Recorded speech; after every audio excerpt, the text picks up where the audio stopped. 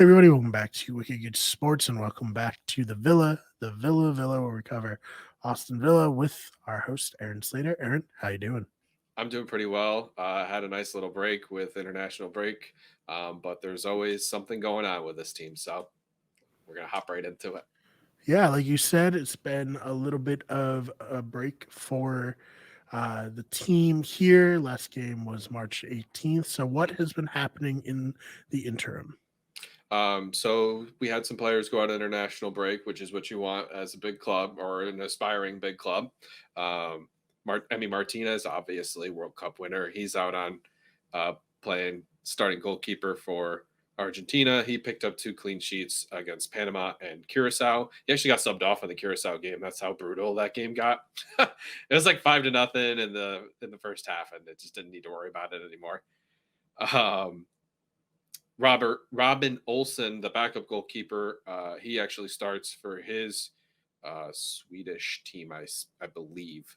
Um, he got picked up a clean sheet, but also got battered against Belgium. Gave up 3 goals. I didn't watch. I don't watch these games, so I don't know how it actually Right. went down. So I just only see the score line and assume. Um, Listen, we're professionals here. We're into our sports, but I don't watch every XFL game, yeah, right. even though I'm the football guy. So I think we can, Give a let little that slack. slide. Yeah, um, so John McGinn, Mr. Meatball himself, picks up a goal against Cyprus. And he also helped with a clean sheet against Spain, which was an upset for Scotland to beat Spain. There was a lot of griping, actually. One of the players, Rodri, who plays for City, was like, "We don't have a problem. I'm not. I'm paraphrasing. We don't have a problem with losing, but it's the way we lost in the sense that Scotland time wasted the whole time and like we're trying to foul players because it kills time and yada yada yada." I'm like, bro, you play for City. This is exactly what you do. Shut up. yeah. So a little pot calling the kettle black, as it Oh were. God, yeah. Um, John Duran, the kid that we signed from the Chicago Fire in the MLS, started and scored his first senior Colombian goal over in Japan. They played against Japan, so that's a huge boost. That's something you want to see as a international player, especially a young striker, be able to score. Yeah, definitely. Um, Birdie got to play both games for Burkina Faso. Um, there's no really big stat line for this one, but the fact that he played 161 minutes in both combined matches uh, leans to the sign that he's fit. So that's definitely a big boost for Villa moving forward. Leon Bailey played, but there's really nothing to note from that. He just played for Jamaica because he's a star for Jamaica. Right.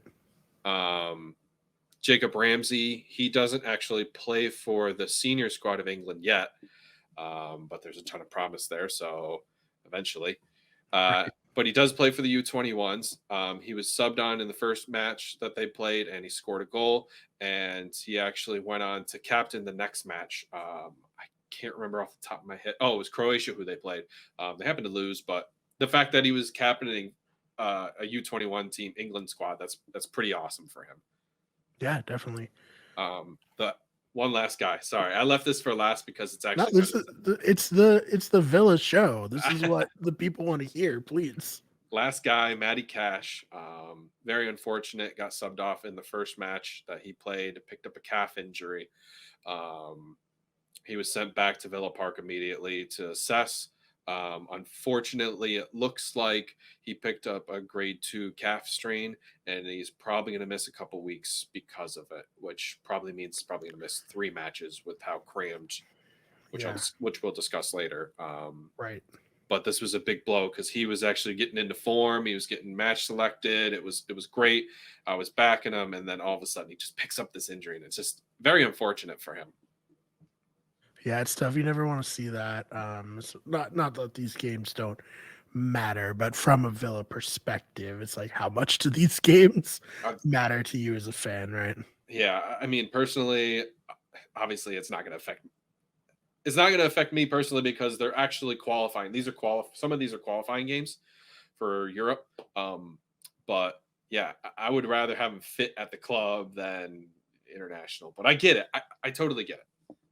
Yeah, it's so different how like soccer, football is treated in the rest of the world versus like baseball, for instance, where Hmm. a lot of MLB teams did not want to send their pitchers to the Yep. World Baseball Classic for the US versus, here where it's more like understood that these players are going to play for their home country clubs as well. Definitely. I mean, that's what they aspire for. Like, you want to play for your country. You want to wear that banner. You want to win what Euro. No, I was right with the first time Euros, and then you want to win the World Cup. Like, those are the big synonymous things that for Europe anyway have. So Right. the rest of the squad, whoever got to stay back, they played a friendly against Bristol City. Um, a lot of players who have been injured actually got to play in this matchup. The lineup went as Luca Dean got to play. So, I mean, he wasn't injured, but he hasn't been getting a lot of playing time because Alex Moreno has just been so much better. Mings got to play, so he got to stay fit. Diego Carlos, which is a huge boost, honestly. One of the center backs we signed from Sevilla, he got to finally play and start. So I don't know how long because it's a closed door. It's a closed door match, so I don't know how long he got to play or whatever. But the fact that he was able to be on the field is awesome. Um, Worth noting, Ezri Konza played right back. Which something we could see in the match coming up against Chelsea or future matches because of Cash being out. Ashley Young got to start up in the right midfield. Colum Chambers started. Leandro Dendonka, who had a hand injury from, I think it was a car crash actually, back in Belgium, started. And Ollie Watkins started. And there was a couple U21s who I'm not too certain about. I mean, I don't know much about them personally. They're U players. I only care if they break through, honestly, which is good that they're getting starting time with the senior squad, though. So, but that sort of wraps up the international break and how they went and attacked this, which is good. I like the fact that they went out and they actually saw a team who wanted to, play a friendly and keep match fit. So, Right. Yeah, no, that's obviously great. So April, it's gonna be a real barn burner, a gauntlet, if you yeah. will. You want to kind of break that down? Certainly. Opta had put out it's not really a graph. I'm gonna call it a graph because that's what it is. It's a bar graph. Um, and it's schedule ahead. What's left here? Um, and it goes as Brentford, Villa, Nottingham Forest, Chelsea, Newcastle United, Everton, Wolves, and that's the hard part of the table. Right. That's the bar graph. That 41%. Oh, hold on. Opta rankings, power rankings. So essentially, we're gonna have a tough schedule coming up, as Opta was telling us here. Right. It's gonna be tough. Uh, let's see. We have for the month of April, we got Chelsea coming up on April Fools, which we'll discuss a little bit more about. Yeah. Then we play 3 days later, Leicester City. So that's a Midlands derby.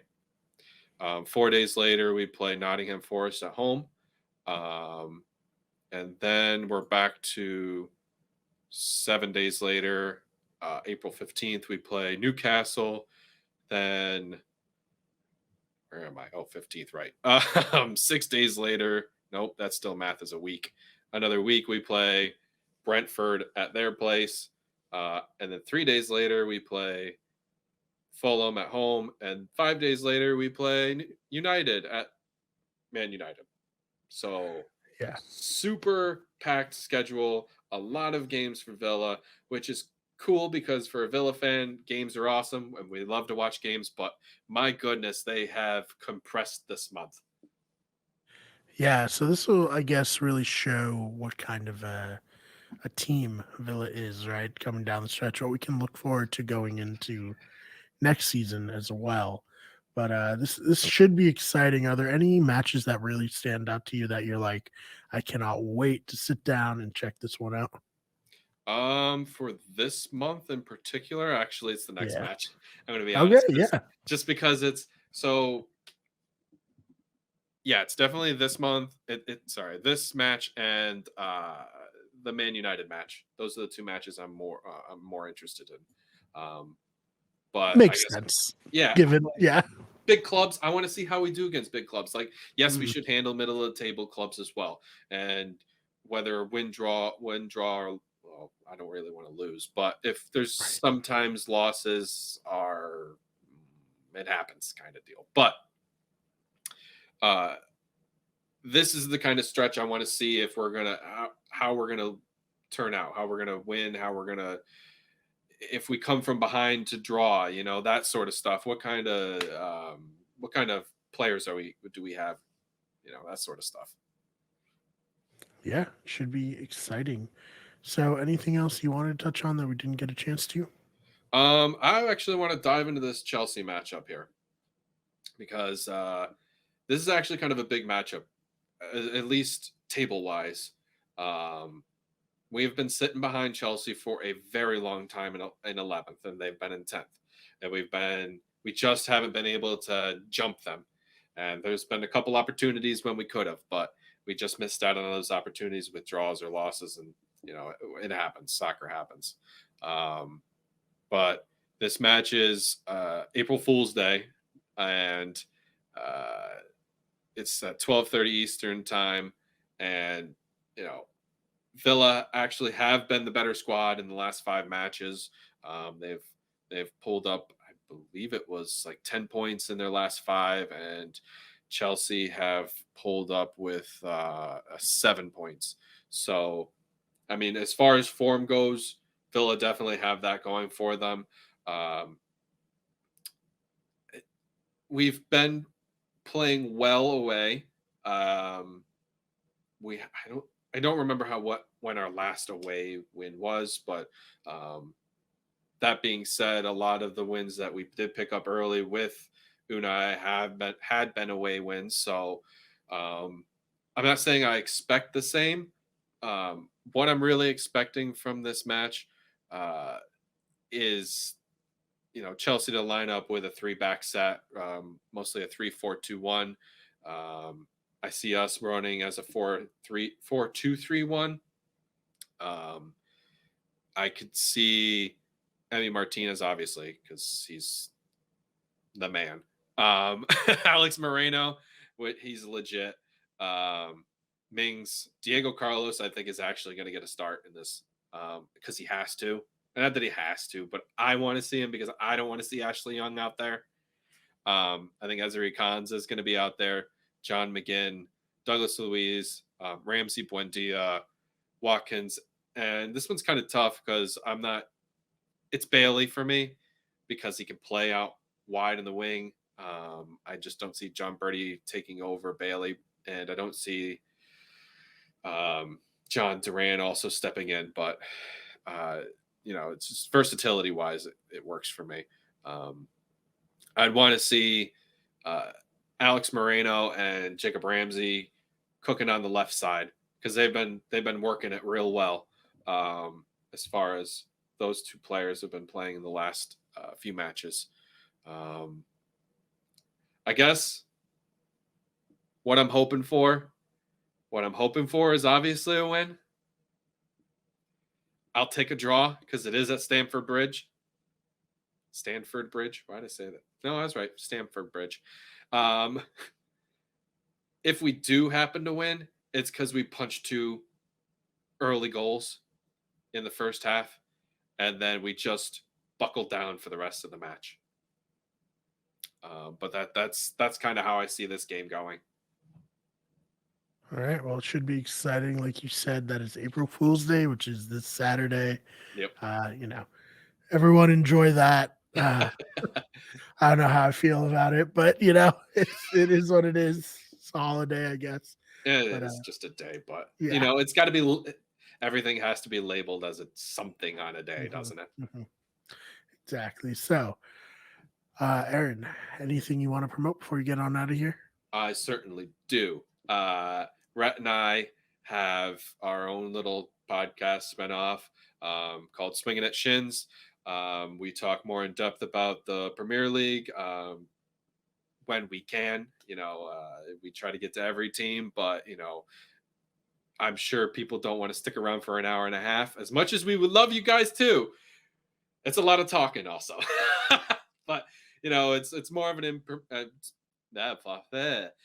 more of a Premier League in-depth podcast. So come check us out. We have a lot of fun. We've got True False segment. I have my new segment where I talk about I'm still workshopping this title. I said old same face, new place, but that doesn't seem to work because I'm talking about transfers and not location, or I'm not talking about different positions. So it might be workshopped as a new face, new place kind of deal. I think Right. that sounds a little bit better. I'm gonna have to steal that from Rhett because he definitely had said so. It's that instead of this, but So yes, top description here. Swinging at Shins. Go check it out. Other than that, you can follow me on Twitter at the Fake Mars PMA. Our channel, social media. It's Wicked Good Sports. You can find us pretty easily on most places. I guess I'm gonna have to switch over to learning the real system of Instagram because apparently they're gonna ban TikTok, which boo. yeah, not my happiest thing I wanted to hear, but we'll get it figured out. So go follow us everywhere. Yeah, if the government strikes us down, we'll grow in other places like the Hydra. We'll appear on other social media. Exactly. So check us out there if you want more podcasts and you're interested in like reality TV or just television recaps. Check out our Better Radio channel. It'll also be down below. Other than that, Aaron, thank you so much for your time. Thank you, Brian. We'll see you all in the next one.